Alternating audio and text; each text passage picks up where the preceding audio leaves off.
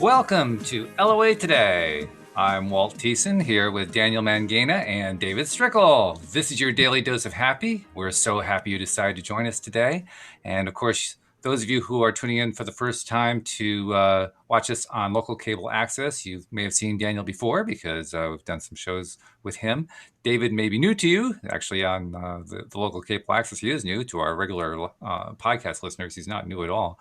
But David brings a different angle to the whole topic of the law of attraction, in that he is able to channel, that's right, to channel information from what we call source energy, what most people would call the non-physical or spirituality or the other side, or however you want to frame it. Now, I want to emphasize that this may sound a little bit strange to some people. It may sound a little bit uncomfortable to talk about something like that. And this is a point we touched on yesterday when Louis D'Souza and I were talking about Abraham Hicks. It's the same kind of idea. Once again, if the idea of channeling is a little bit uncomfortable for you, put that bit aside, because what's really interesting is the information that comes out of David's mouth when he's connected in this way. But we'll try to take it one step at a time and keep it really human and really simple and really easy. So, David, good to see you once again. How are you doing? How's everything down in sunny Southern California? It's sunny and beautiful in Southern California, and finally not as hot as it's been for the last several months. It's finally under 100 degrees every day. We were talking about that before the show, how it had gotten down to the 80s and it seemed cold, which of course to us in New England sounds laughable, but it's totally understandable when the temperatures change that much. When it gets into the 80s here, and even my dog this morning, I have a full dog named Lola, and she was shivering. It was lower than this was first thing this morning. It was probably 68, 69 degrees, and she was shivering at the door to be let in right as soon as she went outside. So it was when your body is acclimated to the warmer temperature, that's what's going to happen. It's true. Yeah. But tell people who are listening in more about what it is that you do as somebody who channels. What is channeling? What does that mean exactly? Because it sounds it sounds a little bit weird. It sounds a little bit spooky, almost like this devil work or something like that. So let's take some of the sting out of this. Sure. Everyone has different belief systems around what is beyond physical. And there are people who believe in deities. There are people who believe in source and more what you would call spirituality. And there are people that believe there's nothing beyond physical. The best way I can describe what's beyond physical, the way I comprehend it and perceive it, is that beyond physical is consciousness, it's intelligence. And everything that humanity has created around that intelligence helps us better understand what that intelligence is and what that intelligence is offering to us. But most of the things that we encounter are human creation, or the humanization of the energetic realm. One thing that the intelligence that I share does say is that we get very caught up in right and wrong. Right, up and down, right and wrong. We're in a polarized environment, obviously, on every topic. But there's no wrong in any of that. There's no wrong in a created deity around that consciousness. It really is just whatever somebody has named it and labeled it, and then that idea has taken off in different sects of humanity, and we've built a set of beliefs around it. So I'm not here to say that there's anything right or wrong about anyone's religion or beliefs or lack thereof. We're all here on our own independent journeys. We all have some sort of a version of this coming to us because it's the thing that powers us. And we all have I do see that we all have some sort of a connection that we believe is beyond just our physical being. And maybe that's just our ego hoping that it's so. And none of us really know that, right? But I know that when I channel, when I allow these thoughts to flow through me in a way that's a lot like this communication right now, there are things that come through me that are well beyond my intellect. I can comprehend them or I can't share them, but they're certainly not coming from me. And I know that, and people that really get into the teachings become aware of that very quickly. They see the contrast between me and that which I channel. The important thing is that the information that they share and the guidance that they share, I refer to it as a they, helps people change their lives, helps people improve their lives. And that is proven. That works. We have testimonial after testimonial after testimonial of people who have transformed their lives, everything from miraculous healing from terminal illness to getting out of abusive relationships to manifesting money in businesses. Somebody just posted in my group right before I came on. She was a graduate of my boot camp program, and she just manifested her dream job. That she thought she was going to be unemployed because of COVID long term, and she's just saying that she's now got this dream job that she's attributing to her work in the TIA program. So I have always had this thing about me that is a little different than most people seem to have. And it's when I was a little kid, I in the early years, of course, I thought everybody had this knowledge that would sort of drop into their mind that would sometimes contradict what their teachers and Sunday school teachers and parents were telling them. And over time, I referred to it as like my knowing. And I learned to trust my knowing more than my teachers and my Sunday school teacher and my parents, which ended up being a good thing because my parents were very detached from my childhood. My father left when I was 6. My mother sort of resigned her parenting at that point and retreated to her bedroom for the rest of her life. And I was really left to raise myself. I guess. Yeah. Well, and that ended up being a really good thing because I had to depend on my knowing to get through life. And I didn't go through childhood the way you're supposed to go through childhood. I was a terrible student. I was dyslexic. I didn't do well in school. I got kicked out of Sunday school because I questioned too much. I did. I was asked not to return to Sunday school in the 4th grade. That's crazy. Yeah. Wow. And so I really was left to my own devices. And because of that, I retreated to my knowing. And I remember being very, very young, experiencing somebody coming to my parents' house in this car. And those people that are older might remember when a Lincoln was a luxury car. Yes. You're dating yourself. Like considered pinnacle luxury cars.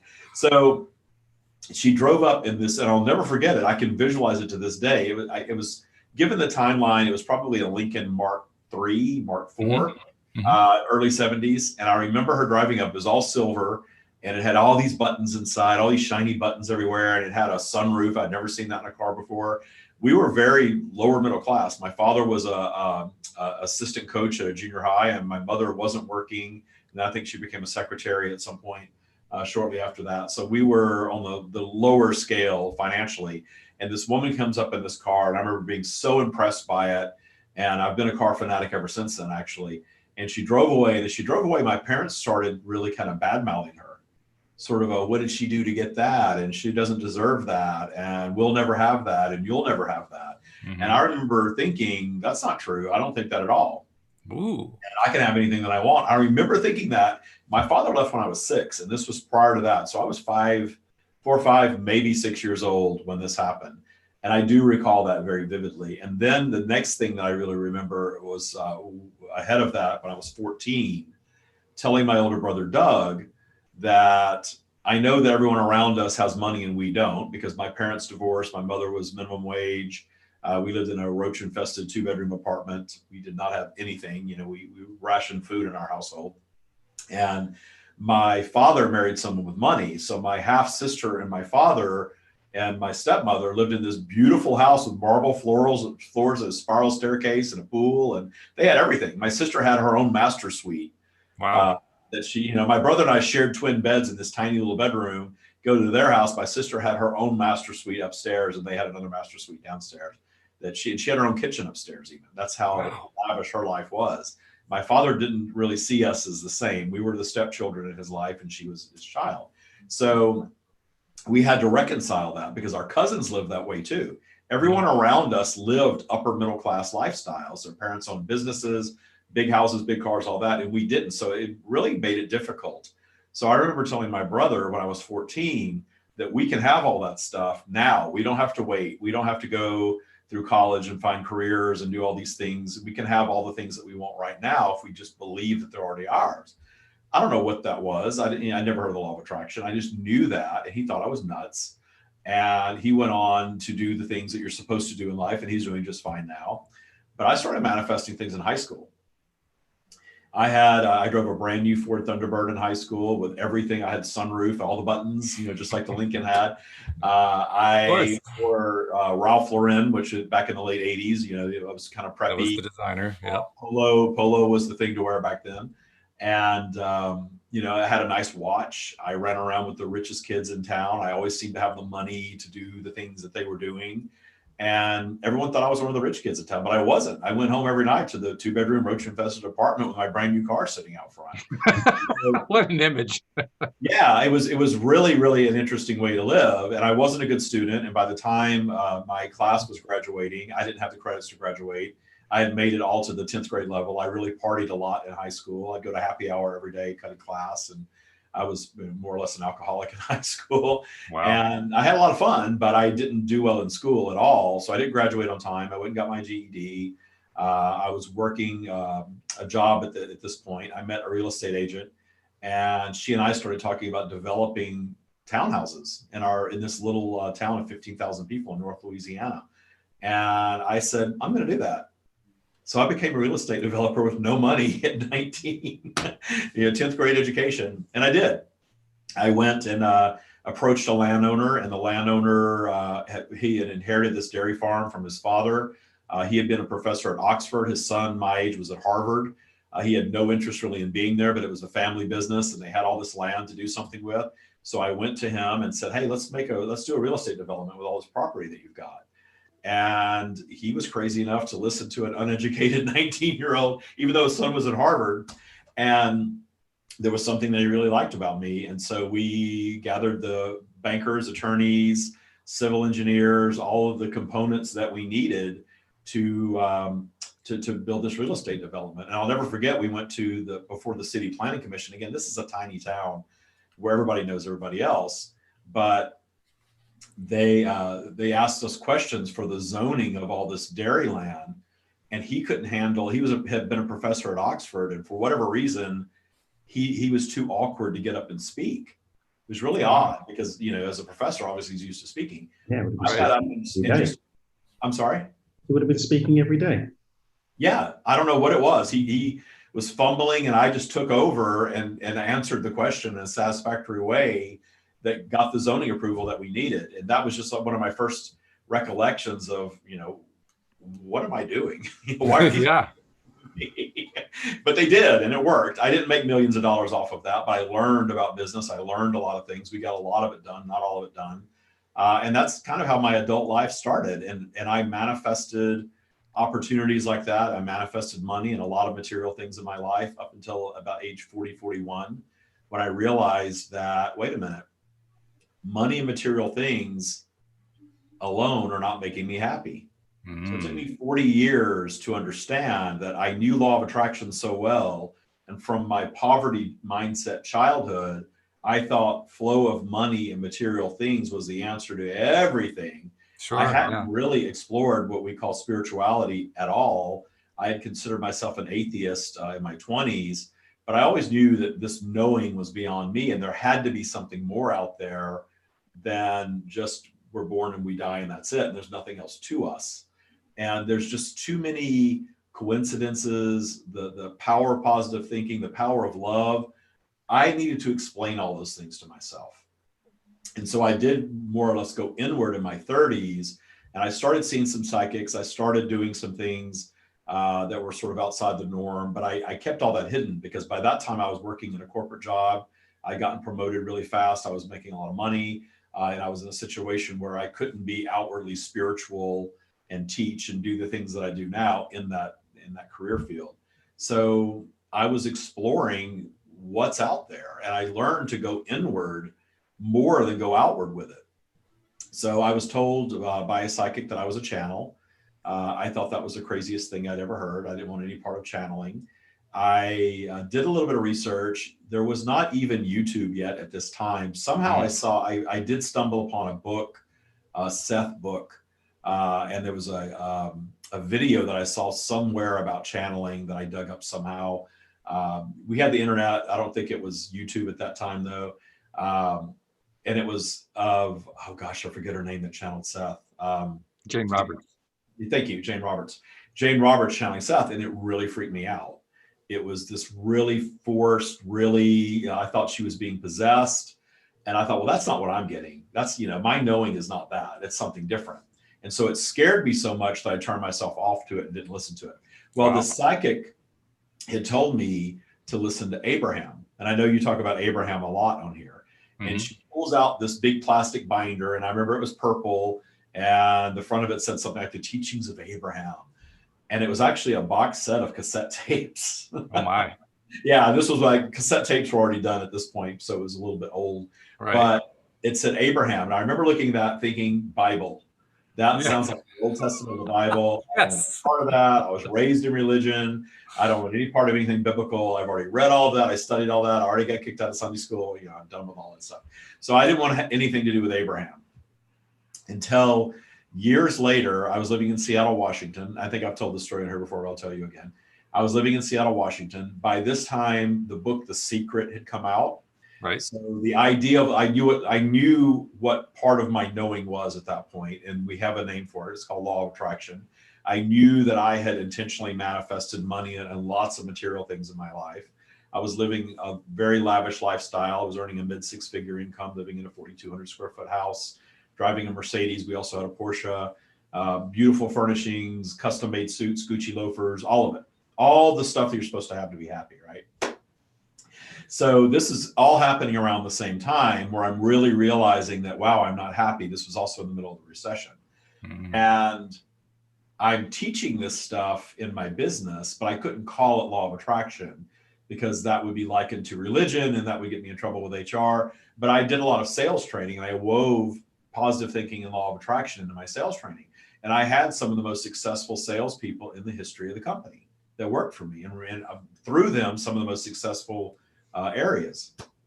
So I'm doing a training class in Seattle, Washington. I just moved there from Florida. I was driving this rear drive Mercedes. I bought a house at the top of a mountain, foolishly, not thinking about how the Mercedes is going to get up the hill every time. Didn't think about that. Oops. So, yeah, and it was a big problem because I was about 300 pounds at this point, very overweight. And wow. Hiking my 300-pound body up that hill in the snow was not fun. So, by the house at the top of the hill, driving the Mercedes, I really wanted to manifest a black Range Rover. That was my dream machine at that point. I wanted this all-wheel drive Range Rover so I could just whisk up the hill. And specifically, I wanted a black one. I was really into black cars at that time.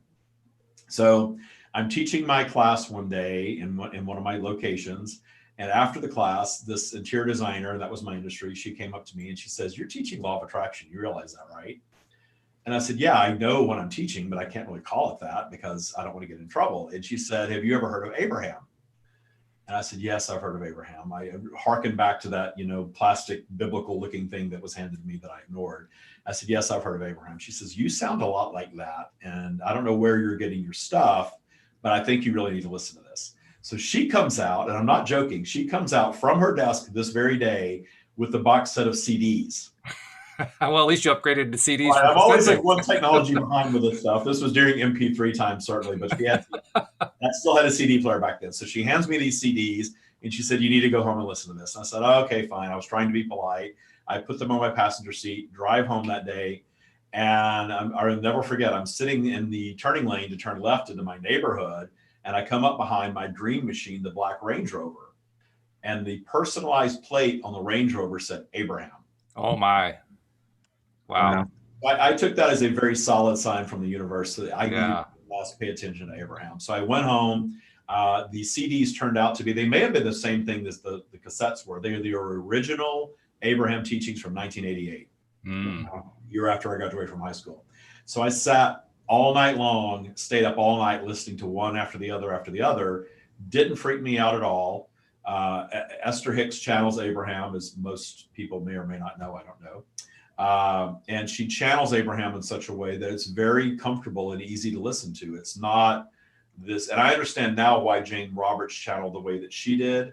And I understand why Esther has developed a way of channeling where the Abraham message is shared very comfortably. And that inspired me eventually to channel my own version of that. So I got into the Abraham teachings. I started changing my life with those teachings. I started meditating. I had a Kundalini Awakening That's a whole other show that we can talk about, where you meditate and you have this energy awaken within your body, and your whole life changes forever after that. The only thing I can say about a Kundalini awakening is I didn't know what it was, nor was I looking for it when I had one. Oh, that must be a little bit of a shock then. Yes, it was a shock. I had no idea what that was, and I wasn't looking for it. And I tell people today, don't go looking for that, because I wasn't looking for it. I had it. My whole life changed after it. But you can change your life whether you have this miraculous awakening or not. It's not something that I think people should necessarily look for or try. I don't know how you would try to do that. So I started meditating. I very quickly had this Kundalini awakening. I really came to understand what my knowing was through the Abraham teachings. And then I got to the point where I had changed every other aspect of my life over about a 10-year period, from 41 to my late 40s, really, maybe an 8-year period. I had gotten out of the bad relationship that I was in. I'd gotten out of the corporate job that I was in, that even though I paid a lot of money, I didn't enjoy it anymore. I lost 100 pounds. I was having chronic back pain. I got rid of that without surgery, even though I was told I had to have surgery to alleviate the pain. I was on painkillers. In fact, I was addicted to Oxycontin. I got off of that. Wow. So I changed all of these things over this period with the combination of the Abraham teachings and my own knowing. And for me, there were some things that frustrated me with the Abraham stuff for me. So I sort of laid off the Abraham teachings and went more inward to my own internal guidance, if you will. And through that internal guidance, I sort of connected the dots to change everything else. So it's sort of like that was the springboard for me to discover my own practice. And then ultimately I got to a point where I was so impressed with what I was able to do for myself, just sharing it in a business setting wasn't enough anymore. I had to share it. I never in a million years thought I would be on a podcast channeling. I never in a million years thought I would write a book, other than maybe a novel. I kind of dreamed about writing a novel at one point. I never thought I would be doing this. 5 years ago, if you asked me if I would be doing this, I would say that's insane. I'm a corporate guy. I'm going to be a corporate guy. This is my life. I'm not one of those weird channeling people. I could care less now. I could care less. If somebody's not into it, just like you said, if you're not into it, if it's not your thing, then it's not for you. Move on to something else. I don't need to prove it to anybody. Either you're into it or you're not. If you're into it, there are tools here for you that will help you change your life. If you're not into it, then you're not into it. It's fine. Yeah. So I started a podcast. I wrote a book, quit my job, ended up creating a coaching program. In the beginning, it was really to sell my book. When you write a book, you start hearing from all these different sources of how you build your platform, get your book published, and how you ultimately make a living. And a lot of people, sort of do the same things. But the interesting thing is that when I started doing my course and started teaching people these tools, I realized that I wasn't just teaching a course, I was teaching a way of life. And that's where the TYA, T-Y-A practice was born. And TYA stands for Trust Your Abundance. And I realized that if you're new to law of attraction, or if you've been applying law of attraction intentionally, I hate to say using law of attraction because it's like saying using gravity. I'm going to use gravity today to stick to the ground. How long have you been addicted to gravity anyway? Addicted to gravity big time. So what I understand about law of attraction is that it is the creator of everything in our lives, good and bad. And we're not going to use or not use the law of attraction as much as we can become more intentional in what we're attracting. And that's where your life starts to change. And that's the real value of it. That's a great summary. Thank you for telling and sharing that story. In fact, you shared some things there I hadn't heard before. So that was really cool. I like that. Daniel, I want to go to you because you're the one who brought David to me. You brought some really cool guests onto the show, and David's definitely one of the coolest ones. I was just a conduit to your manifestation, Walt, and I merely get to witness and enjoy it. That's all. You called it. Yeah, you do get to witness and enjoy it. And I love that. That's fabulous. But I got to ask you, what was your first impression when you first ran into David, when you first interacted with him? What did you think about it? I was really happy. So I was never into the channeling stuff. Not really. A lot of my friends are into the Abraham. You guys like to talk about it. I'm a bit, it's great. Yeah, Rampage, yay. Because the honest thing, the honest truth that my experience, and again, this isn't a generalization, my honest experience is that I have a lot of happy people that aren't really happy that I see that are into, I am descended from the star seed of Jungle Watt in the Sirius star system or whatever. So I actually then got into the work of another channel that actually did knock me off my feet, which is interesting because some friends of mine have been talking about this chat for like a year. I was like, yeah, cool, whatever, great, yeah, definitely, because you don't want to sort of poo on something sure. someone's up about.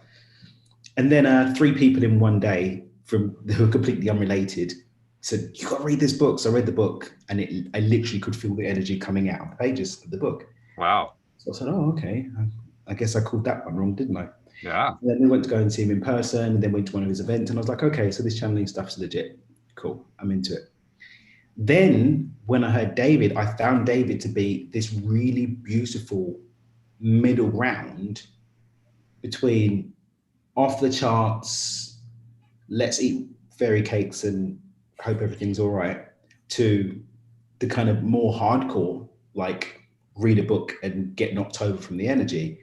And it's in the middle where it's like every time I'd tune in, I'm not really much of a social media consumer, but anytime I pop on and I just happen to catch David doing one of his lives, it's just what I needed to hear that day. Mm.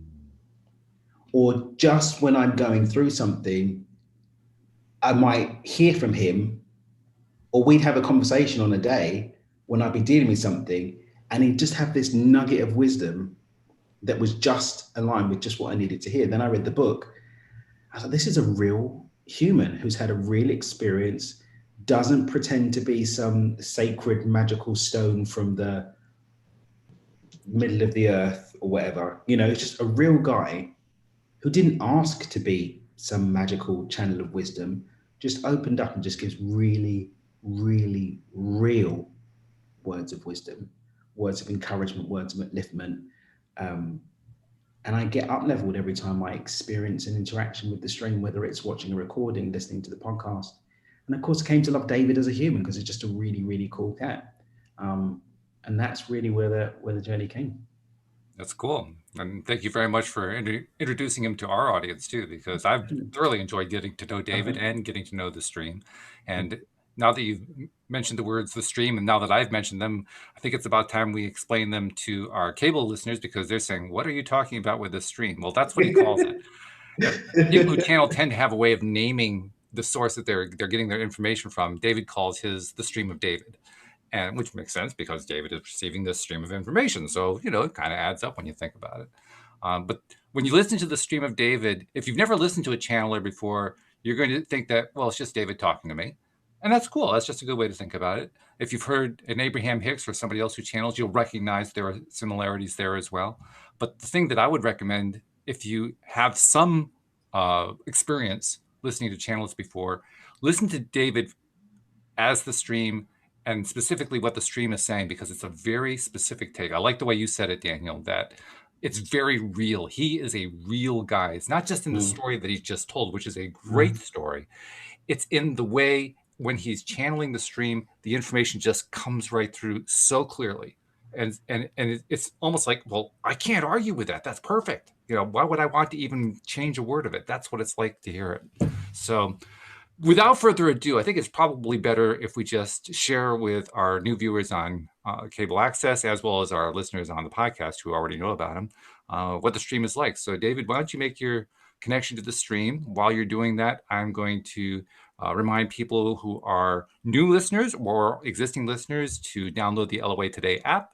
It is a wonderful way to get all the episodes right to your smartphone whenever you're ready for them. It's available for both iPhones and for Android phones. You can basically download it by just going to the App Store on the iPhones and to the Play Store on Androids and look for LOA Today, and it just pops right up there. And among other things with the app, you also get what we call a goodies section, which include a lot of stuff that our other co-hosts, including Daniel and David, have donated to the app.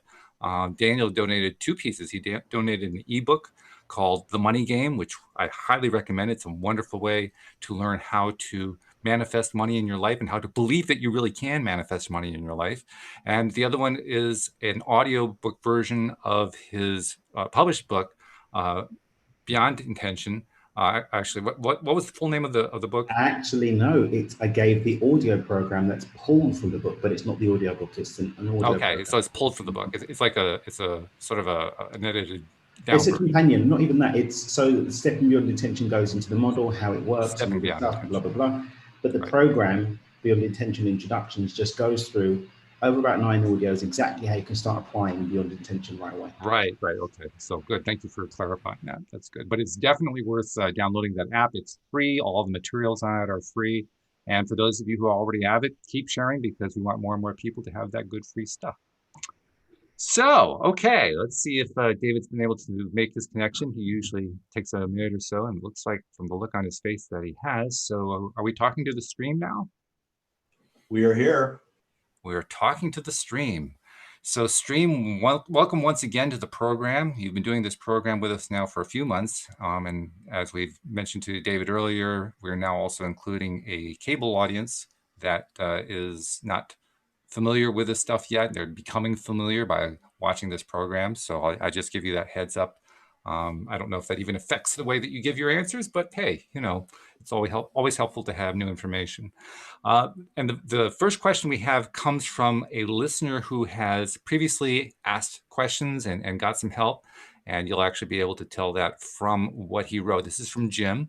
And Jim wrote, "Thank you for answering my question about my wife's illness." He says, "My question came from the belief that we create our own reality and nothing can exist in our reality unless we are a vibrational match to it." So basic law of attraction theory.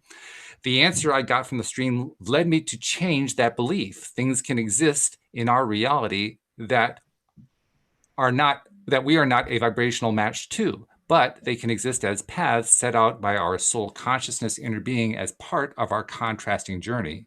And we should find a way to make peace with it and appreciate it for what we will gain from the obstacles. This new realization has removed some resistances for me. For as I was sort of in the new age hell of beating myself up for what I've manifested. Now, I will do my best to relax more about my life journey, even if my wife cannot relax about her journey, although that probably won't go over very well in our relationship," he says. Now, he's looking for any advice on how to navigate a relationship where one person is trying to relax and appreciate difficulties, and the other person is kind of in victim mode and blaming other people for not doing enough. This is the next obstacle he's trying to overcome, and he'd like some help. So what can you tell us to Jim? The more you understand and appreciate the nature of vibrational flow, understand that you are never going to outrun vibrational flow in a physical environment. All physical environments are impacted by what we have labeled polarity. And polarity creates an ongoing vibrational flow for all of you. This is why you have a range of moods and emotions and a range of experiences in your lives. And you may not realize from your human perspective, your ego perspective, that you choose to come to a physical environment specifically for that. When you find yourselves in the throes of what has been labeled contrast, what has been labeled very often unwanted things, you say to yourselves that you would have never chosen that. But understand that every choice is a vibrational match choice, not a desire choice. You are all well aware that you are manifesting some of your desires. There are certainly desires that you all hold that you're not manifesting, and you are manifesting some things that you do not want. And that is part of the physical experience, because the things that you do not want are the very things that strengthen you. They are the very things that create the expansion of consciousness that you come to a physical environment to create for yourselves. Flipping the perspective regarding unwanted things from that of victimhood from that of this was thrust upon me and I would have never wanted this, I would have never asked for this, why is this happening to me, to I am the creator of my own reality. All of my obstacles serve me and I manifest all of them. And knowing that you can say to yourselves that you appreciate your obstacles, and say to yourselves that you appreciate your obstacles in earnest, because your obstacles were created by you as the launch pad of your next new creation. And your new creation is your expansion, it is your purpose for being in physical. When you take on that perspective, you begin to zoom out. You begin to see your own life from a higher perspective. You begin to release judgment. Perhaps you even begin to release fear. Because when you are no longer judging your obstacles as negative, you are no longer fearing them. And when you are no longer fearing them, you are no longer focusing on them so much. And via the magic, if you will, of law of attraction, you will then be attracting fewer of them, which will make the ones that you do attract easier to deal with. But understand that you are not here to find a path to perfection. You were sharing regarding David earlier about his sharing of his realness and his imperfections. We guide all of you to understand that not one physical being on your planet is perfect. Perfection is not the goal. The flow of life up and down, positive and negative from your perspective, is the purpose of life. And when you gain that level of appreciation, when you gain the ability to zoom out to that perspective regarding you, you can then transfer that perspective to another. And when you transfer that perspective to another, you understand that you have little to no power to truly impact their reaction to their flow, to their experience. And you let go of the need for that. You reach a space where you're allowing others, even those that are closest to you, to have the up and down flowing experience that they are manifesting for themselves, with no need for them to believe as you do, with no need for them to come over to your way of thinking. Because needing another to follow your thought pattern is taking them off of their own unique journey that you're all here to be on. These teachings are not for every single human on your planet, because not every single human on your planet is ready for this. This is an acquired taste, if you will. And when you begin learning these things and understanding how much they help you, we guide you all to take it just a bit further and help yourselves by not needing the ones that are closest to you to change in any way to conform to your new belief system that may be serving you very well, but that does not mean that they are ready for it to serve them. You've touched on a number of really almost revolutionary points that I suspect new listeners probably have never heard before. The idea of appreciating things that go wrong in your life. You don't hear that one very often. The idea that this may not be appropriate for everybody, that some people are just not ready to hear this. That's certainly something that you never hear, an expert or a teacher say. It's not like they come on and say, well, yes, we're going to teach you how to do advanced placement physics, but only those of you who really know how to do it. You don't get that. That's not what happens. So this is a very unusual teaching for most of us to experience. But it's a good one, I think. Let's see if we can take it a step or two further, because I think what we really need here is to kind of refine concepts a bit. So let's go back to the concept about how we need to appreciate stuff that are obstacles. That alone, that's kind of going to ruffle some feathers just by hearing that, because, well, why would I want to appreciate the thing that's made me miserable, or maybe a list of things that's made me miserable? So talk about that a little bit more. Why is that such an important thing to do, and how do we go about doing it?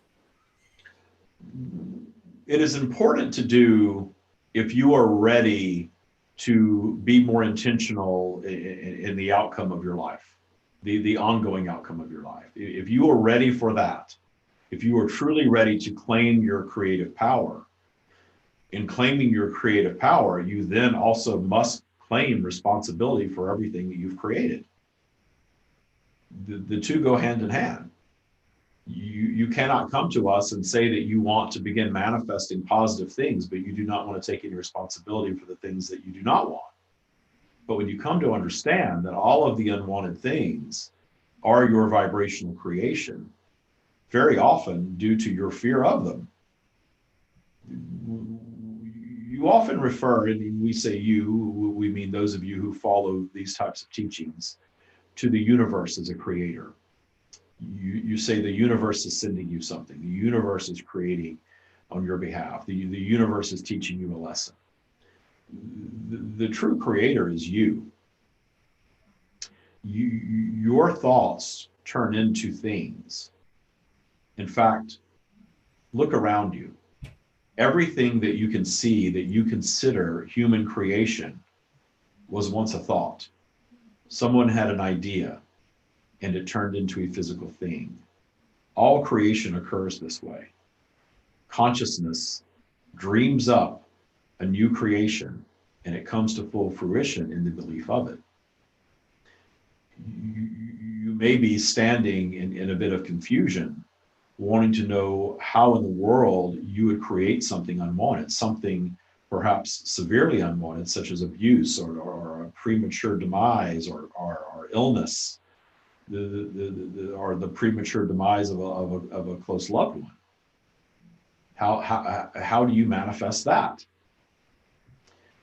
Well, we have shared with you the concept of vibrational flow, this up and down vibrational flow that you're all aware of.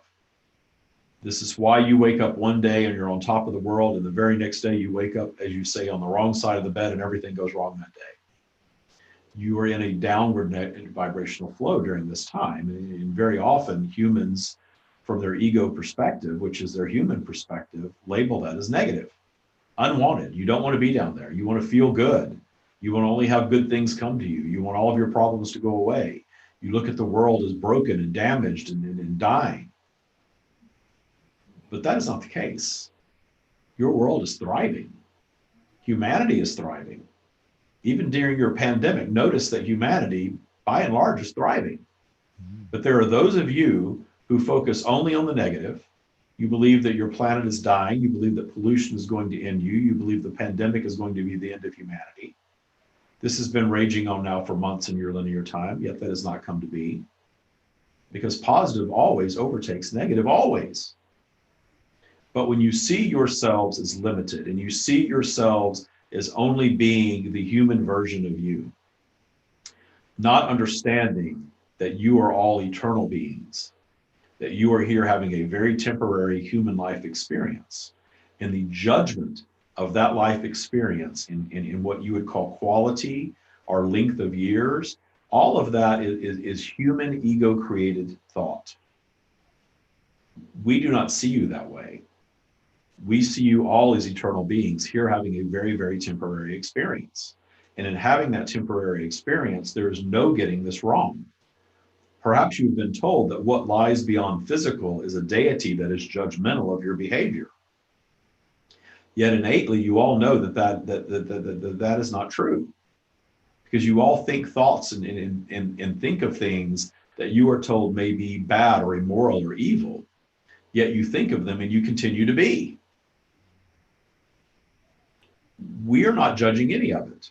We are not judging any of the behaviors of humanity, because we understand that you are all here as eternal strands of soul consciousness, living very imperfect human experiences and not getting it wrong regardless of how you do that. You can be born into a very sick body and only live months, if not a handful of years, and return to what we call your completed state at a very young age. And the humans around you will judge that as being very sad. Yet notice very often the children who are in that situation are considered very enlightened, very often at peace with their experience. That is because you are witnessing a very advanced strand of consciousness coming to planet Earth to live what you would judge from a human perspective a very difficult experience. And experiencing this difficulty early on or severely is the very thing that's going to place the obstacles in your path to overcome or not, and expand in the process of having that experience. And when we say expand, we are speaking of eternal expansion. But you experience expansion as a human being. We will always take you with our teachings back to your experience in your now as a human being, not to your past lives, not to your future lives. We are aware of all of it. Not to how you are in your completed state when you are not physical.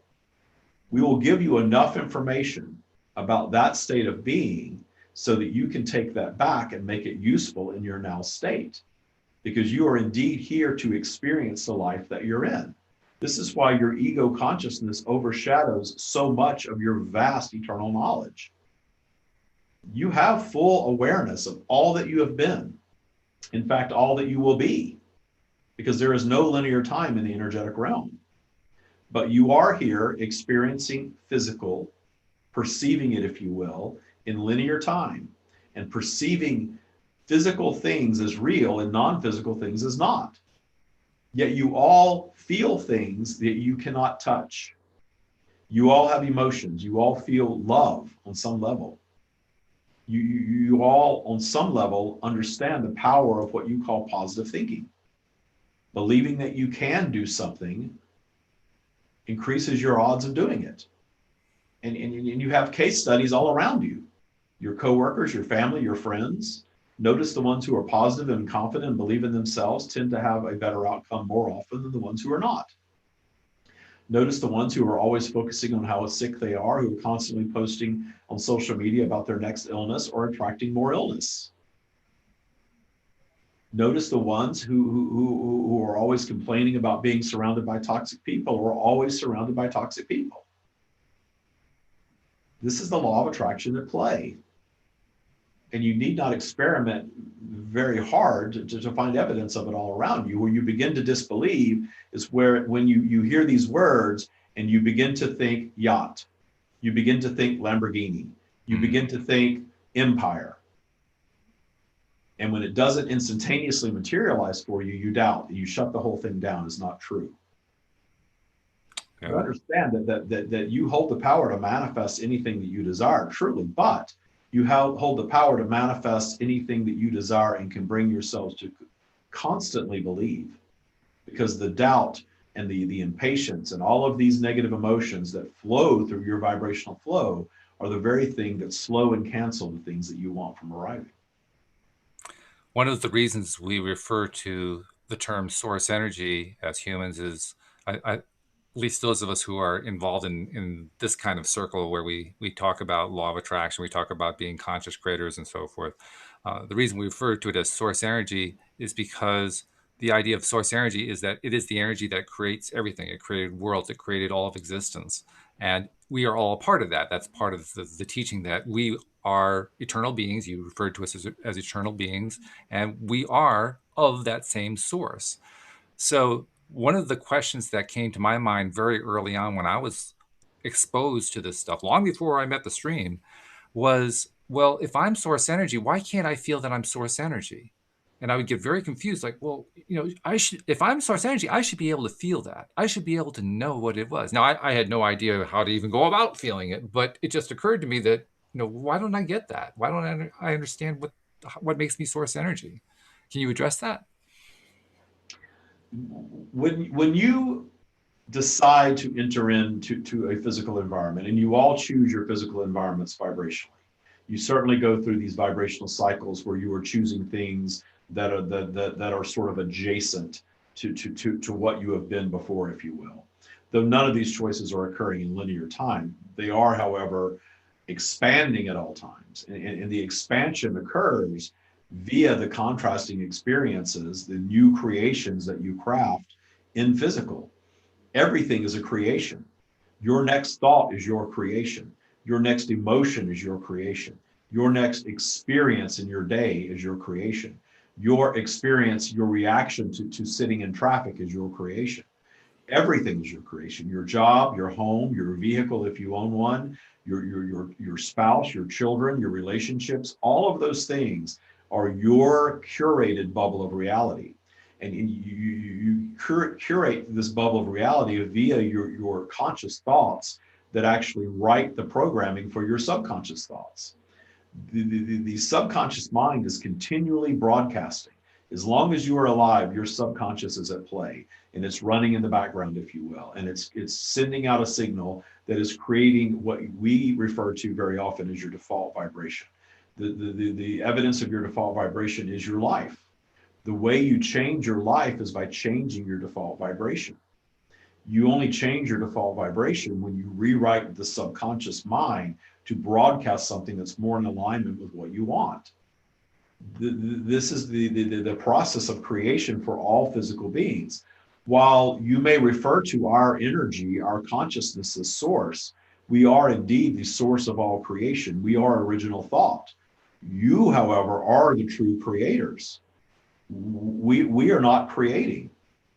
We have a bird's eye view. We are omnipresent and omniscient. We are not experiencing contrast the way that you are. We want for nothing. And when a consciousness in and of itself wants for nothing, there is no expansion offered.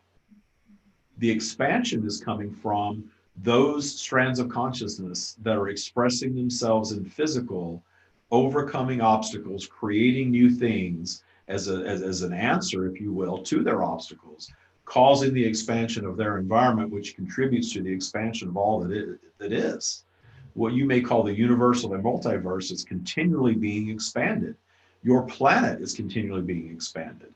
The expansion of your planet is a result of the collective consciousness of its inhabitants, desiring improvement, desiring expansion, desiring another sunny day, if you will.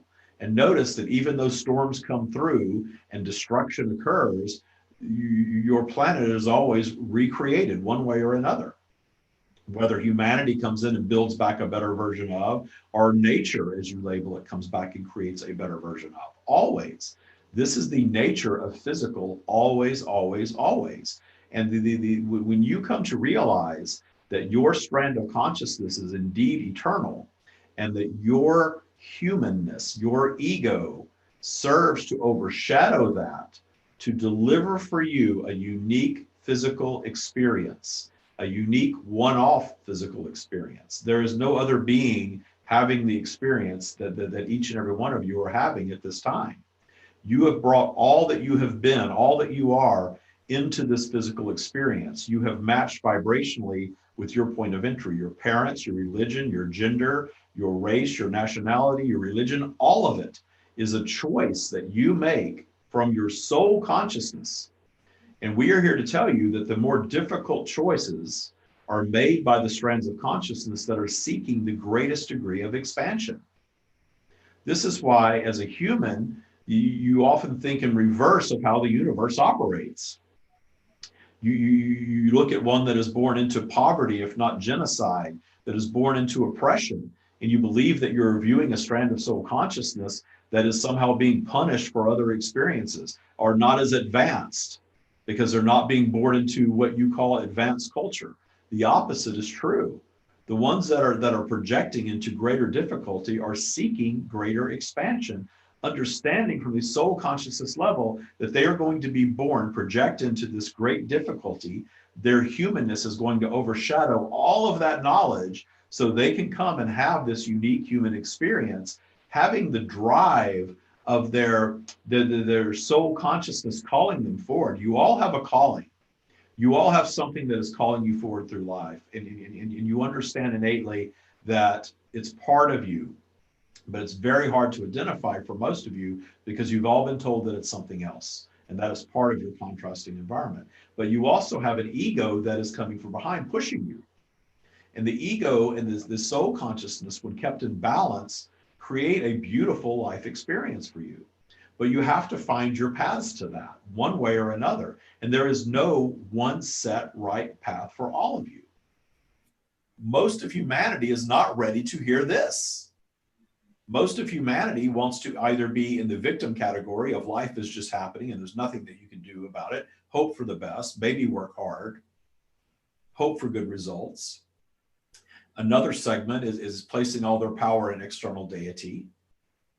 They are indeed very often claiming their own internal power by expressing it externally. There's no judgment around any of this, but this is how your segments of your population operate. But you're all on unique journeys. You're all on unique paths. This is why we are not stating that David needs to get out and start handing out pamphlets on street corners, trying to pull everybody into his church of stream teachings, because most are not ready. But those who find their paths to this message, those that release the fear and judgment around it and allow it to wash over them and discern their preference, whether it's for them or not, will know. And when you know you're in the right place, you know you're in the right place. And if fear creeps in at a later date, pay attention to the fact that you are likely experiencing a lower vibrational downturn that causes fear and judgment to creep in. But if you are in high vibration, if you are clear and you're absorbing something and it resonates, you're in the right place. If it does not, you are right to move on from it always.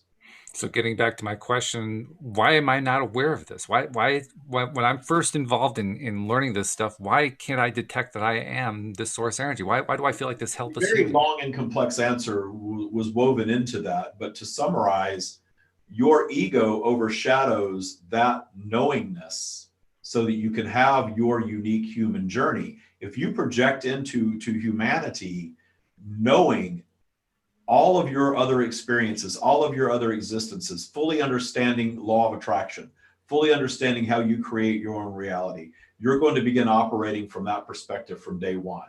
You're not going to need parents. You're not going to need teachers. You're not going to need friends. You're going to be very independent, and you are going to begin manifesting things that you want very, very early on and overcoming contrast with great ease. That is not why you're here, however. You are here to bump around and get knocked around by life, if you will. And you all learn different lessons from this. Some learn very few lessons from it. Some allow the knocking around of life throughout an entire lifetime. Others find different paths to the things that they want. You are all on these different journeys, and you're all going to end up wherever you end up. There is no preset path or plan for any of you. The only preset or predetermined thing is your point of entry, and understanding that you're going to project in, your human ego is going to overshadow your eternal knowledge, though you are going to have some inkling of your eternal nature that is a component of your ego early on, that you can allow yourselves to have more realized as you pass through your life journey. But there's nothing wrong if you do not. There's absolutely nothing wrong if you never reach that. You can come and live a dutiful life and live a templated experience. You will not experience perhaps the high levels of joy that you can experience in truly claiming your creative power, but you will reach the end of a lifetime with a unique human experience, return to your completed state upon what you label as death, and look back and understand the gifts that were offered in the experience that you had. But if you came into this life with all of this knowledge, you would not have that experience for yourself. That's pretty wild stuff. And I think our newest viewers can see why it is this is such fascinating stuff. The only problem, of course, is that we run out of time because we only have an hour allocated. So thank you, Stream, and I'm going to let you do your disconnect from David while I do a little quick summary with Daniel. And Daniel, we run into this every single time that we stream the stream, that we bring the stream in. It's like there's more questions that we could possibly Where ask do you go and answer now? in an hour. Where do you go now? You can't dip your toe into infinite consciousness. You got to sort of you kind of dive in, don't you? And you wonder if you're going to come to the surface again. Exactly. It's very cool stuff. But thank you very much for bringing him to us, David or Daniel, because I mean, this is just a great introduction for people who are seeing it for the first time. And David, you're coming out of it, and we got about 30 seconds left. But I just wanted to say thank you for being here every week, and I know our newest listeners are going to be looking forward to it. Yeah, you must have given them a workout today, because I'm in a little bit of a daze here. That often happens, I know. Yeah, no, I always say my teeth are like tingling and chattery, and I always know that it was a really powerful interaction when I get that. And we're looking forward to more in the future. So thank you very much. Thank you to people tuning in on the live stream, and especially thank you to our podcast listeners as well. We'll see you all next time here on LOA Today. Goodbye, everybody.